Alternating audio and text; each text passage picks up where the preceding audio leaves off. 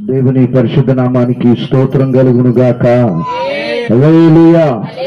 ఎంతమంది సంతోషంగా ఉన్నారు? మంచి పునరుద్ధాన దినాన ఈ ఆరాధనకు కూడి చేరి వచ్చిన నా ప్రియ సహోదరి సహోదరులందరికీ కూడా నా ప్రత్యేకమైన నిండు వందన వచ్చిన తెలియజేస్తున్నాను. దేవుడు మిమ్మల్ని అందరినీ దీవించి ఆయన కృపలో వర్ధిల్ల చేయును గాక. ఆమేన్.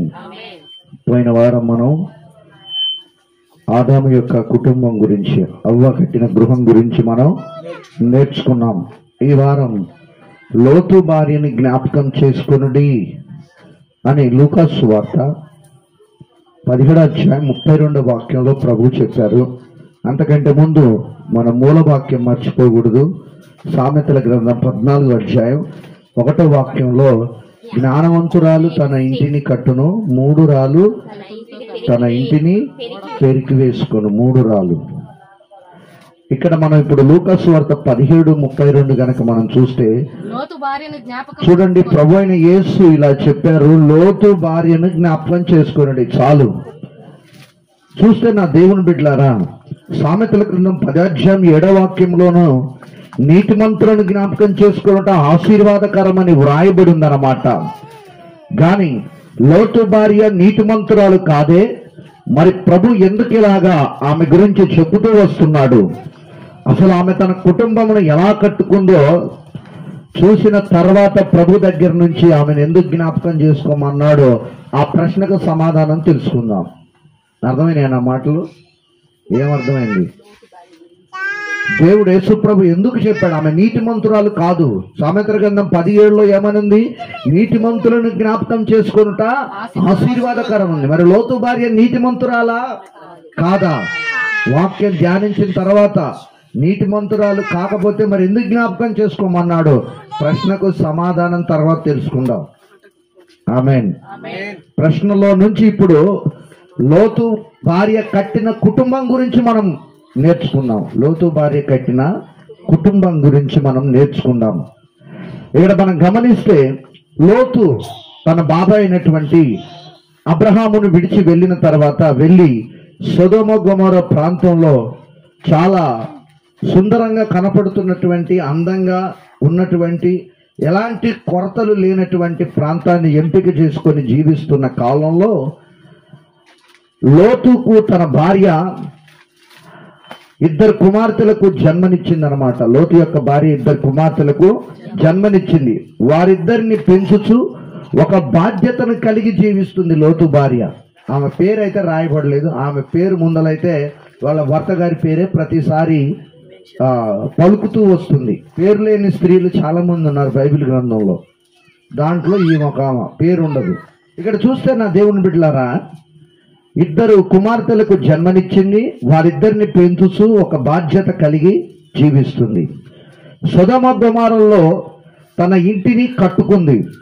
ఈ గృహం యొక్క అభివృద్ధి చూడడానికి బాగుగా ఉన్నట్లుగా మనకు కనిపిస్తుంది. ఈ గృహం యొక్క అభివృద్ధిని మనం చూసినట్లయితే బాగుగా ఉన్నట్లుగా, వృద్ధి చెందినట్లుగా మనకు కనబడుతుంది. ఈ లోతు కుటుంబానికి ఆర్థికంగా ఏమీ కూడా కొదవలేదు. ఆర్థికంగా ఎలాంటి ఇబ్బందులు లేవు. అప్పుల సమస్యలు, మానసిక ఒత్తిడి, తిండి తిప్పలకు, బట్టకి, వీటికి ఏటి కూడా కొదవలేదు. ఆర్థికంగా ఎలాంటి సమస్యలు ఏమీ లేవన్నమాట. అంతా సమృద్ధి కలిగి జీవిస్తున్నారు. లోతు భార్య ఈమె దేవునిని తన హృదయం అంతటిలో ప్రేమించుటకు బదులు లోకమును దాని ఆశలను బహుగా ప్రేమిస్తూ వచ్చింది. దేవుణ్ణి హృదయంతో ఆరాధించాలి, ఆయన్ని మాత్రమే సేవించాలి, ఆయన్ని మాత్రమే పూజించాలి. ఆ యొక్క విధి విధానం కలిగి తన కుటుంబాన్ని కట్టుకోవాలి. కానీ దానికి భిన్నంగా ఏం చేసిందంటే లోకము దాని ఆశల్ని బాగా ప్రేమించింది లోతు భార్య. దేవుని ఆజ్ఞలను గైకొనటం నేర్చుకోలేదన్నమాట. ఆమె తన బిడ్డలకు కూడా దైవ భయం నేర్పించలేదు. ఎక్కడ కూడా తన బిడ్డలకు కూడా దైవ భయం అనేది నేర్పించలేదు లోతు భార్య. చూడండి, మన హృదయాంతరంగాలను ఎరిగినటువంటి యేసయ్య మనము మన పిల్లలు నేర్చుకోవాల్సినటువంటి ఆజ్ఞలను మనకు సూచించి ఇచ్చారన్నమాట. ఎవరి హృదయాంతరంగాలను ఎరిగారు ప్రభు? ప్రపంచంలో ఉన్న ప్రతి మనుషుడి యొక్క హృదయాంతరంగాలను ఎరిగాడు. ఆదికాండం 6 ఉంటుంది. మానవుల హృదయాల్లోనికి ఆయన చూస్తే వాళ్ళ హృదయాల్లోని తలంపులు కేవలం ఎల్లప్పుడూ చెడ్డమని ప్రభు చూచాడని రాయబడింది. అవునంటారా? 6 నుంచి ఉంటుంది. కేవలం మానవుల హృదయాలను చూసిన వారు ఎవరంట? దేవుడు కేవలం మానవుల యొక్క హృదయాలు ఎలా ఉన్నాయంట? చెడ్డవిగా ఉన్నాయి ఎల్లప్పుడూ. మన హృదయాంతరంగాలను ఎరిగినటువంటి దేవుడు, మన యేసయ్య, మనము మన పిల్లలము నేర్చుకోవలసినటువంటి ఆజ్ఞలను సూచనలు పాటించమని కొన్ని చెప్పారు. అవి లోతు కుటుంబానికి కూడా చెప్పారు ప్రభు. మనం చూస్తే ద్వితోపదేశకాండం 6:5-9 చూద్దాం. 6:5-9 నీ పూర్ణ హృదయముతోను, నీ పూర్ణ ఆత్మతోను, నీ పూర్ణ శక్తితోను నీ దేవుడైన యెహోవాను ప్రేమించాలి. నేడు నేను నీకు ఆజ్ఞాపించుచున్న ఈ మాటలు నీ హృదయంలో ఉండాలి. నీవు నీ కుమారులకు వాటిని అభ్యసింపజేయండి. నీ ఇంట కూర్చున్నప్పుడు, త్రోవను నడుచున్నప్పుడు, పండుకునేటప్పుడు, లేచున్నప్పుడు వాటిని గూర్చి మాట్లాడాలి. వాక్యాన్ని గూర్చే మాట్లాడాలి. సూచనగా వాటిని నీ చేతికి కట్టుకొనవలెను. రాఖీలు కాదండి, ఏంటంట? దేవుని వాక్యం హృదయంలో కట్టుకోవాలి. Praise the Lord. అవి నీ కన్నుల నడుమ బాసికము వలె ఉండాలి. అంటే ఆ వాక్య ప్రత్యక్షత యొక్క వెలుగు నీ హృదయంలో నుంచి ప్రకాశించాలి బయటికి. నీ ఇంటి ద్వార బంధముల మీదను నీ గవనల మీదను వాటిని వ్రాయవలెను. వాగ్దానాలు ఉండాలి, అంతేగాని దోర్ణపాకులు కాదండి, మామిడాకులు కాదు, తాటాకులు కాదు, దబ్బడం పెట్టి పురుకోసం గుచ్చి గనములకు గుమ్మాలకు కట్టేది కాదండి. ఏం కనపడాలి? మన గౌనుల యొద్ద, మన గుమ్మాల యొద్ద ఏం కనపడాలంట? వాక్య ప్రత్యక్షత కనపడాలి ప్రతి ఒక్కరికి. ఎవడన్నా అన్యులు మన ఇంటికి వచ్చి మన గుమ్మాన్ని, మన తలుపుని చూస్తే యెహోవాయే ఈ ఇంటికి అధిపతి అనే వాక్యం కనపడాలి. కానీ ఏం కనపడతాయి? దర్వాజ పైన తోరణపాకులు, మామిడాకులు, కిందనేమో బొట్లు. క్రైస్తవులు అటు ఇటు కాని క్రైస్తవులు. బయట గుమ్మాలకేమో దిష్టి బొమ్మలు. మనకేదండి దిష్టి? బయట గుమ్మాలకేమో, మెయిన్ గుమ్మాలకేమో, పహైడి గోడ గుమ్మాలకేమో నాలుకేళ్ళ పెట్టి నాలుకల గురించి కత్తి తీసుకున్న సైతానుడు దిష్టి బొమ్మ అంట. ఇవన్నీ మనకు ఉన్నాయా? మనకు దిష్టి తగులుతుందా దేవుని బిడ్డలకు? ఇవన్నీ లోక సంబంధులు. ఇవన్నీ లోతు భార్య లాంటి మనసు కలిగిన వారు పాటిస్తారు. దేవుడు మనకు సూచనలు ఇచ్చాడు, మనం నేర్చుకోవాల్సినవి, మన పిల్లలకు నేర్పించవలసినవి వాక్యానుసారం. అంతేగాని లోక సంబంధమైన అన్ని మనం ఇంటిలోకి, మన ఒంటిలోకి తెచ్చుకొని అనుసరించమనేమే కాదండి, చెప్పలేదు ప్రభు. ఇంకో మాట కూడా మనం చూద్దాం. 11వ అధ్యాయం ద్వితోపదేశకాండం 18-20 వాక్యాలు మనం చదువుదాం.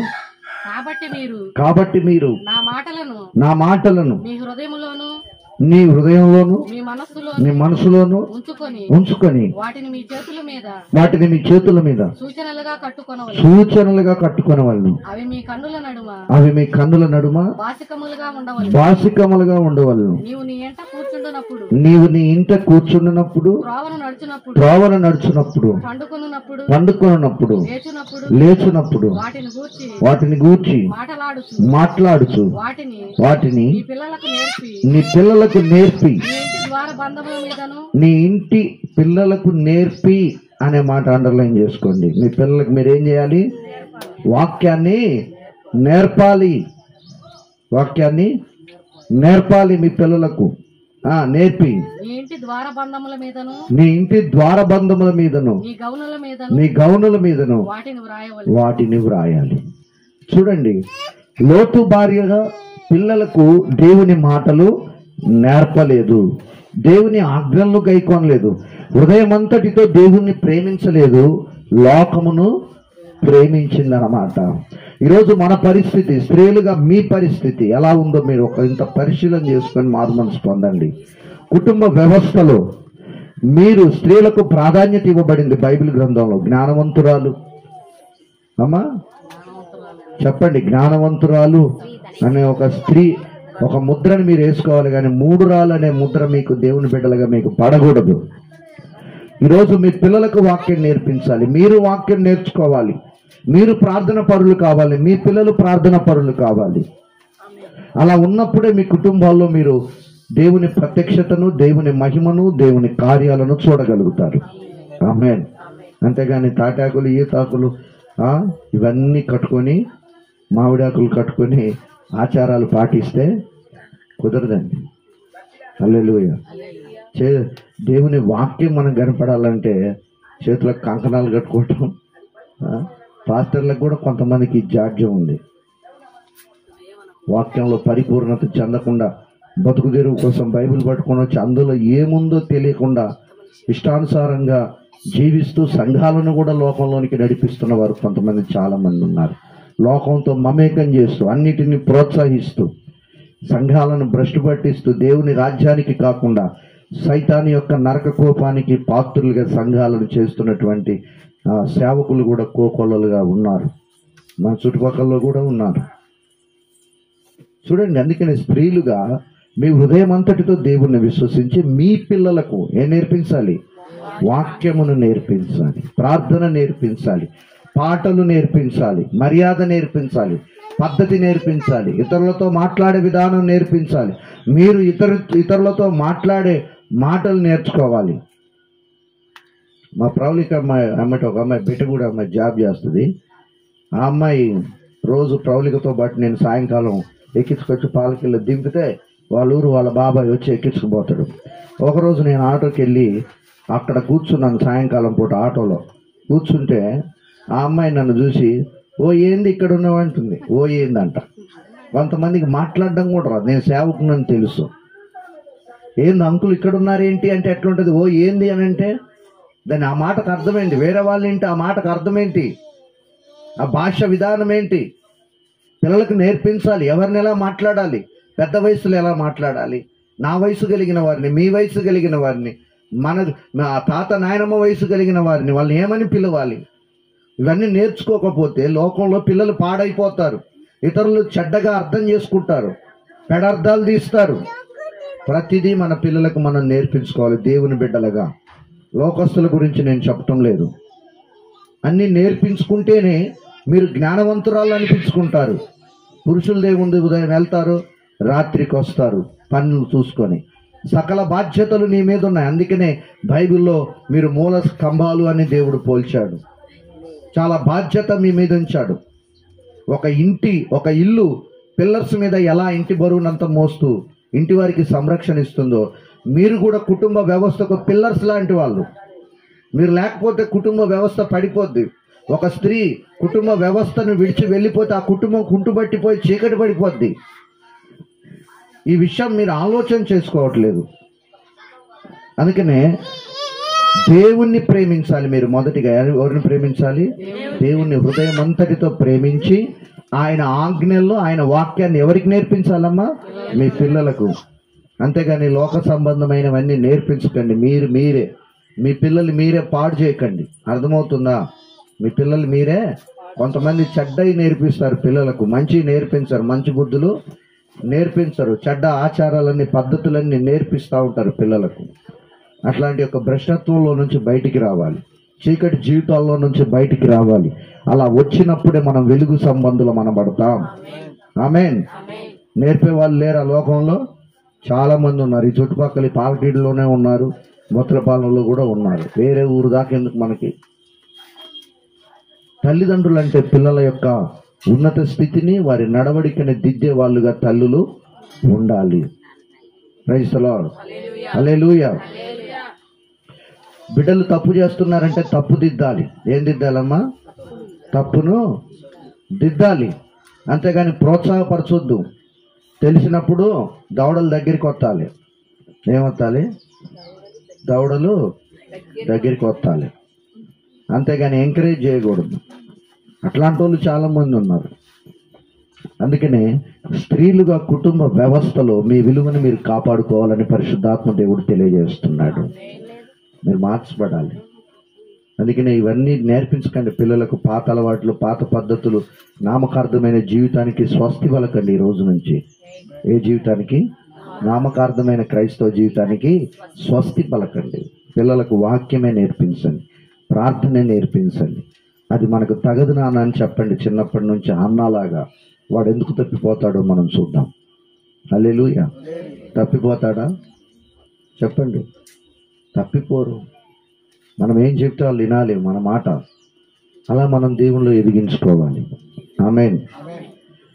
ఇక్కడ మనం చూస్తే చదివిన వాక్య భాగంలో ఏం గ్రహించగలిగాం? మన పిల్లలకు దేవుని వాక్యాన్ని స్త్రీలుగా మీరు నేర్పించాలి. ఇలా దేవుని మాటలను అనుసరించకుండా, దేవుణ్ణి ఆరాధించకుండా పైపెచ్చు ఆమె దైవ భయము లేని సొదొమ యవనస్తులను భార్య భర్తలిద్దరు కూడా తమకు అల్లుండ్రుగా చేసుకున్నటకు యత్నించారన్నమాట. వాళ్ళిద్దరు పైపెచ్చి ఏం చేశారు? పిల్లలకు వాక్యం నేర్పకపోగా లోతు భార్య ఏం చేసిందట? లోకానుసారమైనటువంటి పాపపు బ్రతుకులో బ్రతుకుతున్నటువంటి వాళ్ళు దైవ భయము లేని సొదొమ యొక్క యవనస్తులకు వాళ్ళ బిడ్డల్ని ఇవ్వడానికి సిద్ధపడ్డారు, యత్నించారు అన్నమాట. ఈనాడు క్రైస్తవ కుటుంబాల్లో ఆడపిల్లల జీవితాలు చీకటిమయం అవడానికి కూడా కొంత తల్లిదండ్రుల కారణం ఏంటంటే, స్త్రీలు కూడా కారణం. వారి తల్లులుగా ఉండి డబ్బుకు ఆశపడి, భూములకు ఆశపడి, వెండి బంగారాలకు ఆశపడి ఒక క్రైస్తవ కుటుంబానికి ఇవ్వవలసినటువంటి ఆడపిల్లను అలవాట్లేని విగ్రహ సంబంధమైనటువంటి కుటుంబాల్లోనికి ఇచ్చి వాళ్ళ జీవితాన్ని చీకటిలోనికి, శాపంలోనికి, పాపంలోనికి నెట్టివేస్తున్నారు తల్లిదండ్రులు. నెట్టివేయటం లేదా? ఆలస్యమైన నీ బిడ్డ కోసం, నీ కొడుకు కోసం ఒక అమ్మాయిని సిద్ధపరిచి ఉంచాడు. దాని కొరకు కనిపెట్టి ప్రార్థన చేయి. తొందరపడి వాళ్ళకి 4 ఎకరాలు ఉంది, టీచర్ జాబ్ ఉంది, కానిస్టేబుల్ జాబ్ ఉంది, ఎస్ఐ జాబ్ ఉంది, హెడ్ మాస్టర్ జాబ్ ఉంది, అది ఉంది, ఇది ఉంది అని కక్కుర్తిపడి దేవుని నియమానికి విరుద్ధంగా ప్రవర్తిస్తే వాళ్ళ బ్రతుకులు సంతోషం లేకుండా అయిపోతాయి. వాళ్ళ బ్రతుకులు చీకటి కూపంలో మగ్గిపోతుంటే, వాళ్ళ సంసార జీవితంలో కొద్ది రోజులకే వాళ్ళ బ్రతుకులు చితికిపోతుంటే మీరు సంతోషంగా ఉండగలరా? ఆస్తులు వాళ్ళ సంసారాన్ని చక్కబెట్టగలవా? వెండి బంగారాలు చక్కబెట్టగలవా? వారికి ఏమి ఆనందాన్ని ఇవ్వగలవు? ఏమీ ఇవ్వలేవు. ఈరోజు దేవుణ్ణి ఎరిగిన కుటుంబాల్లోనికి మీరు వెళ్తే, మీ పిల్లల్ని పంపిస్తే వాళ్ళు హ్యాపీగా ఉండగలరు. చిన్న చిన్న సమస్యలు వచ్చినా ప్రార్థన ద్వారా మనం నువ్వు దేవుని బిడ్డవని హెచ్చరించి సరిచేయగలం. చూడండి నా దేవుని ప్రియులారా, మీరు స్త్రీలుగా ఆలోచన చేయాలి. జ్ఞానవంతురాలు మీరు. ఎవరంట? జ్ఞానవంతురాలు. దేవుని బిడ్డ ఎవరంట? క్రీస్తు జ్ఞానాన్ని పొందుకున్న జ్ఞానవంతురాళ్ళు మీరు.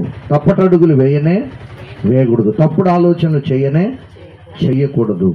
ఒకరోజు నేను సూర్యాపేట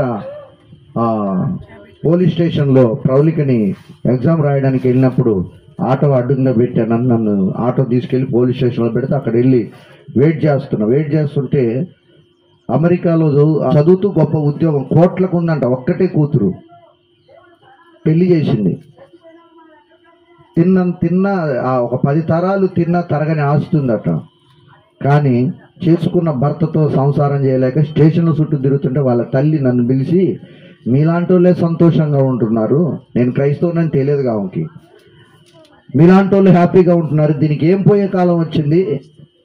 మంచి జాబు, మంచి భర్త, తినేంత తిండి, ఆస్తి, ఉద్యోగం, అమెరికాలో మంచి గొప్ప స్థితి, దాన్ని వదులుకొని సంసారాన్ని చీకటి కోపంలోకి తోసివేసుకొని ఇలా బాధలు పడుతుంది అని వాళ్ళ తల్లి బోరున ఏడుస్తుంది.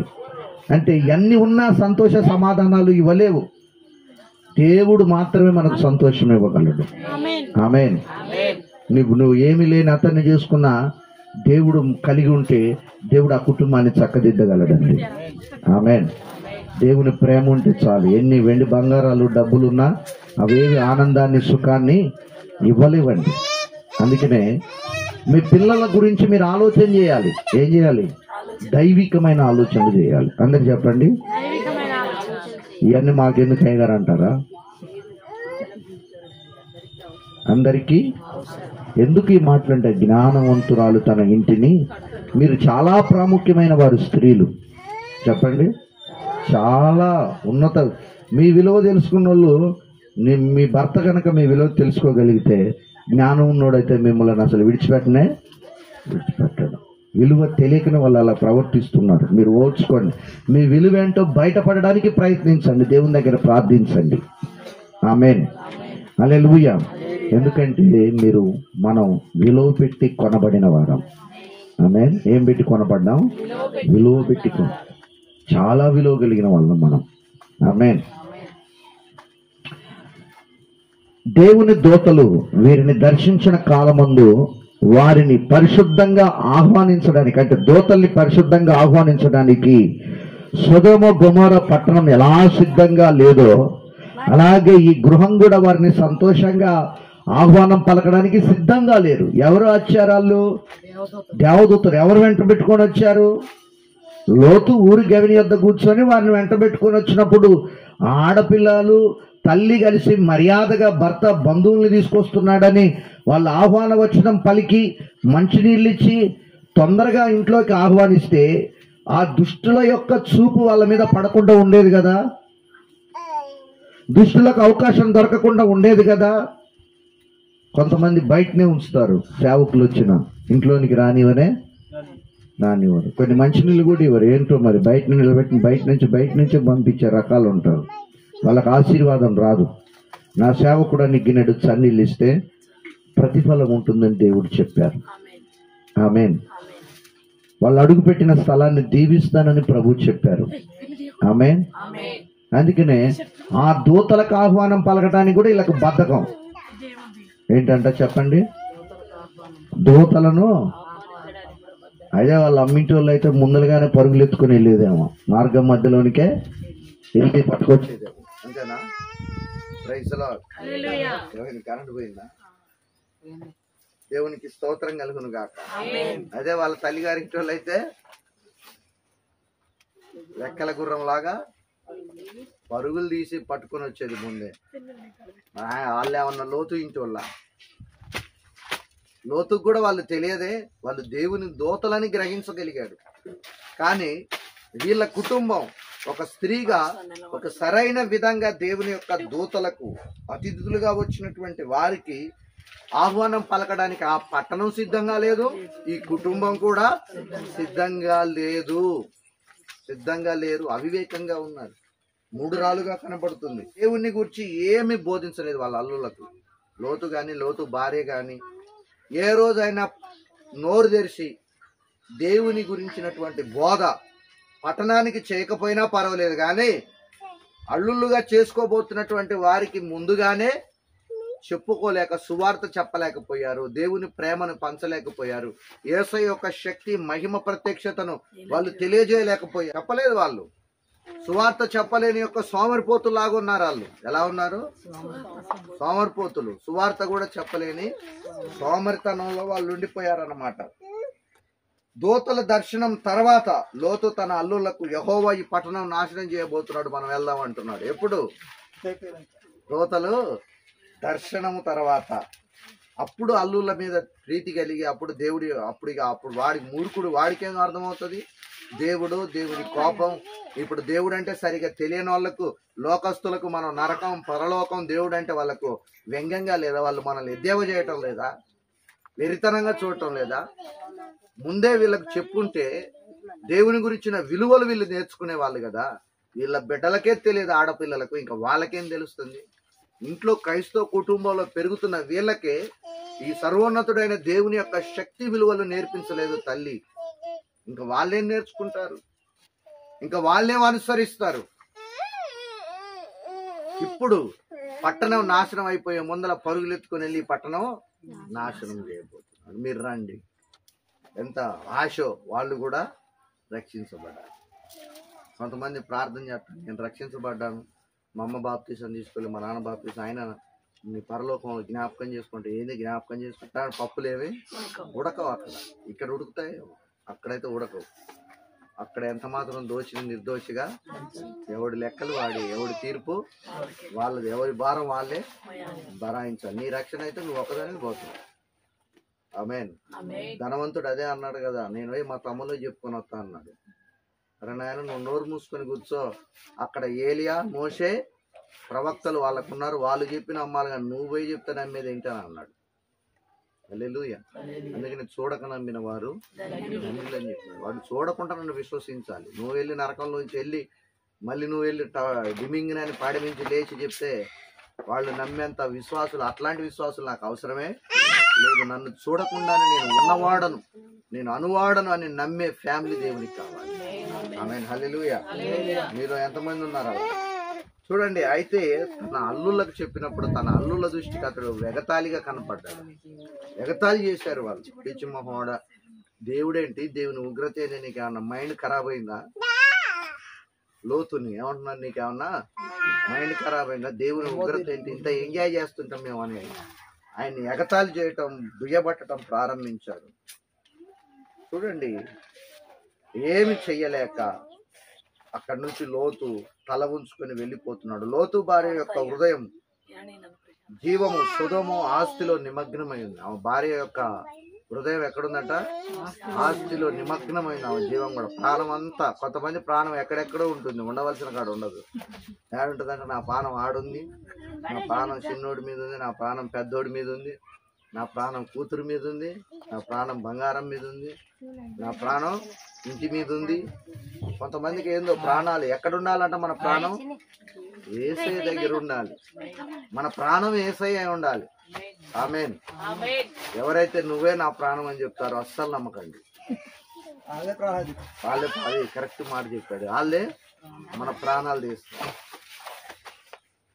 చూడండి, నువ్వే నా ప్రాణం అని ముద్దు పెట్టుకున్నాడు ఇస్కరియోతు యూదా, ఆయన్ని అమ్ముకున్నాడు. మరణం తప్ప మనల్ని ఏది వేరు చేయదు అన్నాడు పేతురు. ఆయన ఎవరో నాకు అసలు ఏం చెప్పనోడు సైలెంట్ గా శిలువ దగ్గర ఉన్నాడు చివరి శ్వాస వరకు. ఎవరు ఏమన్నా చెప్పాడా? ఎలా? ఆమె జీవం ఎక్కడుందట? సొదొమ పట్టణంలో ఉన్న ఆస్తిలో నిమగ్నమైంది. పరలోకము నుండి వచ్చిన దూతలు సహా ఆమెను నాశనకరమైన సొదొమలో నుంచి బయటికి తీసుకొచ్చారు. ఎక్కడి నుంచి తీసుకొచ్చారట? నాశనకరమైన సొదొమ నుండి బయటికి తీసుకొచ్చారు గాని, సులభంగా తీసుకొని వచ్చారు కానీ ఆమె హృదయాన్ని, ఆమె తలంపులను ఆ సొదొమ పట్టణంలో ఉన్నటువంటి ఆ లోక ఆశల్లో నుంచి, లోక కోరికల్లో నుంచి బయటికి తీసుకురాలేకపోయారు. ఆమెని తీసుకొచ్చారు కానీ ఆమె ప్రాణం, కొంతమంది మందిరానికి వస్తారు, ఇక్కడే ఉంటారు కానీ మనసు ఉట్టి మీద ఉన్నట్టుగా ఎక్కడెక్కడో తిరుగుతూ ఉంటుంది మనసు. మందిరానికి వస్తారు కానీ ఆలోచిస్తూ ఉంటారు, ఇక్కడ ఏం చెప్తున్నారో కూడా వాళ్ళకి ఎక్కదు. ఇప్పుడు లోతు భార్యనైతే సులువుగా తీసుకొచ్చారు. ఎక్కడికి? చేతులు పట్టుకొని మరీ తీసుకొని వచ్చారు కానీ నాశనకరమైన సొదొమ నుండి వెలుపలికి సులభంగా తీసుకొని వచ్చారు కానీ ఆ ఆశల్లో నుంచి మాత్రం వారిని బయటికి తీసుకురాలేక పోయారు. అతని భార్య చేతిని, అతని ఇద్దరు కుమార్తెల చేతులు పట్టుకొని వెలుపలికి తీసుకొని వచ్చారు. ఊరి బయట నుంచి నప్పటికీ లోతు భార్య యొక్క లౌకిక మనస్సు నుండి ఆమెను విడిపించలేకపోయారు దూతలు కూడా. ఎక్కడుందంట ఆ మనసు? లౌకిక ఆశల పైన ఉంది, అక్కడ విడిపించలేకపోయారు. మేము కూడా ఏముందండి, సేవకులు చెప్పేంత వరకు చెప్తా ఉంటాం. సాధ్యమైనంత వరకు లోకంలో నుంచి బయటికి తీసుకురాగలిగినంత వరకు మీరు రాగలిగితే మీరు దీవించబడతారు. లోతు భార్య వలె మూర్ఖురాల్లాగా నా జీవితాన్ని, నా కుటుంబాన్ని కూల్చుకుంటాను అంటే మేమేమి చేయలేము. ఆఖరికి దేవుడే తీర్పు తీర్చి అలా ఏం చేస్తాడో చూద్దాం. ఇక్కడ మనం గమనిస్తే ఆమె లౌకిక మనస్సు నుండి మాత్రం ఆమెను బయటకు తీసుకురాలేక పోయారు. మొదటి యోహాను పత్రిక చూడండి 2:17. ఈ లోకమునైనను లోకములో ఉన్న వాటినైనను మీరు ప్రేమించకండి. ఎవడైనను లోకమును ప్రేమించిన ఎడల, ఈ లోకాన్ని ప్రేమించిన ఎడల తండ్రి ప్రేమ వానిలో ఉండదు. లోకంలో ఉన్నదంతయు శరీరాశయు, నేత్రాశయు, జీవపు డంబమును అవి తండ్రి వలన యేసయ్య వల్ల పుట్టినవి కావు. అవి లోక సంబంధమైనవి. లోకమును దాని ఆశయు గతించిపోవును గాని దేవుని చిత్తాన్ని జరిగించే వాడు మాత్రం నిరంతరం నిలిచి ఉంటారు. నువ్వు దేవుని చిత్తాన్ని జరిగిస్తావా? లోకము దాని ఆశల్ని వెంబడిస్తావా? ఈరోజు నువ్వు తేల్చుకోవాలి. లోతు భార్య ఎక్కడుందంట? లోక ఆశలో, లౌకిక మనసులో ఉండిపోయింది. దూతలు వారిని వెలుపలికి తీసుకొని వచ్చిన తర్వాత నీ వెనక చూడొద్దమ్మ తల్లి అని పదే పదే చెప్పినప్పటికీ ఏం చెప్పారు లోతుకు, తన కుమార్తెకు, భార్యకి ఏం చెప్పారు దూతలు? దయచేసి మీ వెనక్కు తిరిగి చూడవద్దు. చూడండి, దూతలు వారిని వెలుపలి తీసుకొని వచ్చిన తర్వాత వెనక చూడొద్దు అని చెప్పినప్పటికీ ఆజ్ఞాపించారు. అయితే లోతు భార్య దేవుని మాటలు, దూతల మాటలు ధిక్కరించి వెనకకు తిరిగి చూచి ఉప్పు స్తంభం అయిపోయింది. ఆఖరికి ఏమైంది అనుకుంటే, లౌకిక మనసులో ఉండిపోతే ఏమైపోయింది? ఉప్పు స్తంభం, జీవితమే లేకుండా పోయింది. దేవుని మాటను ధిక్కరించింది. దేవుని ఆజ్ఞలో మనం బ్రతకాలి. ఆజ్ఞను అతిక్రమిస్తే దేవుని కోపం వస్తుంది. వెనక్కు తిరిగి చూడటం కాదు, అక్కడ దేవుని మాటకు మనం కట్టుబడి ఉండాలి. ఇది చెయ్యొద్దు అంటే ఇది చేయకుండా ఉండాలి, అంతేగా. చేసాక అర్థమే ఇంకా ఉప్పు స్తంభం అయిపోయింది. ముందు చెప్పాడా నువ్వు వెనక్కు తిరిగి చూస్తే ఉప్పు స్తంభం అవుతాయి అన్నాడా? అనలేదు. హల్లెలూయా. ఉప్పు స్తంభంగా ఉండిపోయింది. మొదటిగా ఆమె తన కుమార్తెలను తల్లి లేని వారినిగా చేసింది. దీంట్లో ఇంట్లో ఎదిగి వస్తున్న మీ కుమార్తెలకు తల్లులుగా బ్రతికి ఉన్నప్పుడు మీరు వారిని చక్కని నడవడికలో నడిపించాలన్న. ఆఖరికి ఏం చేసింది? అనాథలను చేసింది పిల్లల్ని. ఇక భార్య అయితే భర్తకు ఆత్మీయ సహకారిగా ఉండాలి, సలహాలు ఇవ్వాలి. ఎలా ఉండాలంట? ఆత్మీయ సహకారిగా ఉండాలి. నెత్తిన కూర్చొని పెత్తనం చేయొద్దు. ఏం చేయకూడదంట? వాళ్ళు మాట వినకపోతే అప్పుడు మీ చేతిలోకి తీసుకోండి, అది వేరే సంగతి. మనం చదివాం కదా 31వ సామెతలు. ఆమె తన ఇంటి వారికి ఎంత విలువనిచ్చిందో, ఆమె ధన్యురాలని గౌనుల యొద్ద పొగిడారట భర్త, పిల్లలు. ఊరు వారందరూ కూడా ఆమెను మెచ్చుకున్నారు. ఆమె బ్రతకటం కాకుండా 10 మందికి బ్రతుకునిచ్చిన, ఉపాధి కల్పించింది, సువార్త చెప్పింది. పని చేయకుండా భోజనమే. ఇప్పటోళ్ళు ఏం పని చేయకుండా భోజనం చేయాల్సిందే. టైం అంటే టైమే. చూడండి, సహకారిగా ఉండాలి. కానీ లోతు భార్య భక్తి విషయంలో సహాయకురాలుగా లోతుకు లేకుండా పోయింది. ఈమె పూర్తిగా తన చేతులతో తన కుటుంబమును నాశనం చేసుకుందన్నమాట. ఈమె పెంచిన కుమార్తెనులు వ్యభిచారులైపోయారు. లోతు కూడా తన భార్య బిడ్డలకు ఆత్మీయ సహాయం ఎన్నడే కానీ చేయలేదు. దేవుని పరిపూర్ణ చిత్తంలో లోతు అభ్యాసం కూడా చేయలేదు. దేవుని యొక్క చిత్తానికి వ్యతిరేకంగా దూతలు చెప్పినా ప్రవర్తించి దేవుడు చూపించినటువంటి స్థలమునకు వెళ్ళక సోయారుకు వెళ్ళాడు. లోతు కుమార్తెలు లోతుకు ఒక సంతోషకరమైన గృహాన్ని కట్టి తండ్రిని, తల్లి లేని యొక్క బాధ నుంచి వెనుతీయాలి. కానీ ఇక్కడ ఒక మంచి గృహాన్ని కూడా లోతుకు కుమార్తెలు కట్టలేదు. సరికదా, లోతు, అతని భార్య, వారి కుమార్తెలు దేవుని రాజ్యాన్ని కూడా కట్టలేదు. అక్కడ ఈ కుటుంబంలోని వారు తమ జీవితాలను దేవునిలో కట్టుకొనలేదు. వారి కుటుంబమును దేవుని నివాసముగా కూడా కట్టుకోలేదు. దేవుని రాజ్యాన్ని కట్టలేదు. మన ప్రభు ఎందుకు ఆమెను జ్ఞాపకం చేసుకోమన్నాడో ఈ ప్రశ్నకు సమాధానం ఇప్పుడు చూద్దాం. ఏమన్నాడు యేసయ్య? లోతు భార్యను జ్ఞాపకం చేసుకున్నాడు అన్నాడు. బైబిల్లో ఏముంది? సామెతల్లో నీతిమంతుల్ని జ్ఞాపకం చేసుకోమని ఉంది. మరి వ్యత్యాసం కదా, రెండింటికి పంచాయతీ అవ్వట్లేదా? 2 వాక్యాలకి. లోతు భార్య నీతిమంతురాలా, అనీతిమంతురాలా? అనీతిమంతు. మరి ఎందుకు జ్ఞాపకం చేసుకోమన్నాడు? సమాధానం మీరు చెప్పండి. బైబిల్లో ఏముంది? నీతిమంతులను జ్ఞాపకం చేసుకోరట. మరి నాశనం అయిపోయిన ఆమె జీవితాన్ని, భ్రష్టురాల్ని జ్ఞాపకం చేసుకోమన్నాడు. ఎందుకు? మీరు చెప్పాలి, మీ నోటి నుంచి రావాలి నాకు సమాధానం. అమ్మ తల్లి కరెక్ట్ చెప్పా. ఏంటంట? లోతు భార్యలాగా మీ బ్రతుకులు ఉండకూడదు. ఇంకొకళ్ళు అలా తయారైతే ఒక్కసారి ఆమె ఉప్పు స్తంభంగా ఉంది ఆమె బ్రతుకుని చూడండి. అలా చీకటి కోపంలో మీరు మగ్గిపోతారని హెచ్చరిక చేస్తూ ఆమెను అందుకు జ్ఞాపకం చేసుకోమన్నాడు. పాపం చేయకుండా జాగ్రత్త పడడానికి జ్ఞాపకం చేసుకోమని హెచ్చరించాడు. హల్లెలూయా. ఇప్పుడు సరిపడిందా రెండింటికి?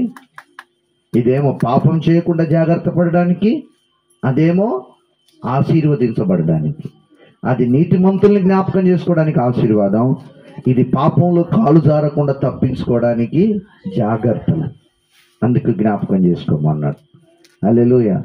అంతేగాని లోతు భార్యని జ్ఞాపకం చేసుకోమన్నావయ్యా, ఇంటికి పోయినాక ఆమె ఎలాగుందో నేను అలాగే ఉంటానయ్యా అని అనుకో. మాకు ఇట్ట అర్థమైతే నేనేం చేయలేను.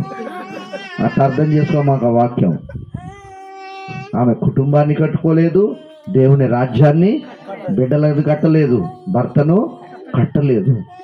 ఒక స్త్రీగా మూర్ఖురాలుగా ప్రవర్తించి కుటుంబాన్ని అంతా నాశనం చేసుకుంది, చరిత్రలో లేకుండా చేసేసుకుంది.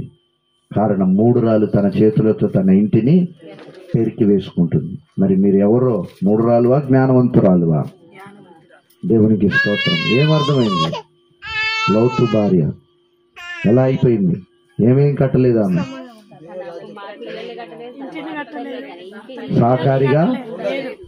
ఇంకా మీ భర్త తాగుబోతైనా, మీ భర్త ఎలాంటి వాడైనా, మీరు సరైన సహకారిగా దేవుని చిత్తానికి లోబడి ఉండడానికి ప్రయత్నించండి. సలహాలు ఇవ్వండి, తిరగబడకండి, ప్రార్థన చేయండి, ఓర్చుకోండి. నేర్చుకుంటారు దేవుని సన్నిధిలో. దేవుని సమయం ఒకటి వస్తుంది, నువ్వు కొట్టడం కాదు, దేవుడు కొడితే నీ కాలు వచ్చి పడతాడు. అప్పుడు ఏం చేయాలని అడుగుతాడు నిన్ను. ఆమె చెప్పండి. అంతేగాని దేవుని సమయాన్ని మీ చేతిలోనికి తీసుకోవద్దు. దయచేసి తొందరపడవద్దు. దేవుని బిడ్డలకు ఓర్పు ఉండాలి, నిరీక్షణ ఉండాలి. ఈ నిరీక్షణ, ఓర్పు మన పట్ల కార్యాలను దేవుడు జరిగిస్తాడు. అర్థమవుతుందా? వ్యర్థమైందా? అందుకనే కుటుంబ వ్యవస్థలు, స్త్రీలుగా మీరు చాలా ఉన్నతమైన వారు. దేవుడు మిమ్మల్ని అప్రిషియేట్ చేస్తున్నాడు. మిమ్మల్ని చెప్తే గురించి ఏమేమంటారు? నమ్మ గట్టిగా ఆమెన్ చెప్పండి. మమ్మల్ని కాదు, మిమ్మల్నే. ఆమెన్. హల్లెలూయా. దేవునికి మహిమ కలుగును గాక. ఈ రోజు నుంచి ఏం చేస్తారో అది ఒక తీర్మానం తీసుకుందాం దేవుని సన్నిధిలో. ప్రభువా, ఈరోజు మాతో చాలా విషయాలు మాట్లాడారు. ప్రార్థన చేసుకుందాం. మా కుటుంబ వ్యవస్థలో మేము ఎలా ఉండాలో, మా పిల్లలకు మేము వాక్యం నేర్పించాలి, ప్రార్థన నేర్పించాలని ద్వితోపదేశ కాండం నుంచి మాట్లాడారు. ఈరోజు ఒక మంచి కుటుంబ వ్యవస్థను నిర్మించడానికి నాకు ఒక కుటుంబాన్ని ఇచ్చావు, పిల్లల్ని ఇచ్చావు, భర్తనిచ్చావు, అత్తమామల్ని ఇచ్చావు. ఇదిగో కొంతమందిని నాకు అప్పచెప్పావు. నేను బాధ్యతగా ఎలా జ్ఞానయుక్తంగా సంసార జీవితంలో ముందుకెళ్లాలో కావలసిన జ్ఞానం నాకు దయచేయి ప్రభువా. ఎక్కడ నా అడుగులు త్రొట్టుపడకుండా, నా పాదములు త్రొట్టిల్లకుండా నా అడుగులు నీలో స్థిరపరుచున్నాయి. నాకు తగిన జ్ఞానం కావాలి ప్రభువా. ఆనాడు నీ జ్ఞానం కొరకు ఎస్తేరు 3 దినాలు ఉపవాస ప్రార్థన చేసింది. ఈరోజు నన్ను నీ ఆత్మచేత నింపు నాయన. ఆనాడు దెబోరా ఇశ్రాయేలీల ప్రజలందరి మీద కూడా ఒక ఉన్నతమైన అధికారిగా ఒక స్త్రీ నిర్మించబడిందంటే, స్త్రీలారా, ఆమె ఎంత జ్ఞానంతో ప్రవర్తించింది, ఎంత దేవునికి లోబడింది, అధికారాన్ని పొందుకుంది. గౌనుల యొద్ద తీర్పు తీర్చే ఒక గొప్ప ఆధిక్యతను దేవుడిచ్చాడు ఆమెకు. ఈరోజు నీకు కూడా దేవుడు ఇస్తాడు. నీ కుటుంబాల్లో నీ కుటుంబీకులు నీకు అప్పచెప్తాడు దేవుడు. నీ మాట సెలవులేంది ఏది జరగకుండా దేవుడు చేస్తాడు. కేవలం నువ్వు దేవుని మాటకు లోబడి నీ కుటుంబీకుల పట్ల నువ్వు విధేయత చూపు. వాళ్ళు నిన్ను దూషిస్తున్నా, వాళ్ళు నిన్ను హింసిస్తున్నా, వాళ్ళు నిన్ను కాని మాటలు అంటున్నా, ఓర్చుకో. ఒకరోజు యోసేపుని హెచ్చించిన దేవుడు నిన్ను హెచ్చించబోతున్నాడు. యోసేపు పైన లేచిన నోర్లను మూయించిన దేవుడు, సాగిల పడేటట్లు చేసిన దేవుడు, తిట్టిన నోటితో నువ్వు మంచిదానివని పలికించే రోజులు త్వరలో రాబోతున్నాయి. నమ్మితే చప్పట్లు కొట్టి ప్రభునామాన్ని మహిమపడుతుంది. నీ అత్త ఇంట్లో నీకు పేరుని, ప్రఖ్యాతిని నా దేవుడు ఇవ్వబోతున్నాడు. నీ భర్త ద్వారా నా భార్య సద్గుణరాలు, మంచి గుణవతి అని సాక్ష్యం ఇవ్వబోతున్నాడు. నిన్ను బట్టి అతడు ఆనందపడబోతున్నాడు, సంతోషపడబోతున్నాడు. ఆ రోజు కొరకు నువ్వు ప్రార్థన చేసి ఓర్చుకో. ప్రతి ప్రతికూల పరిస్థితిని నాకు అనుకూలపరచు ప్రభువా.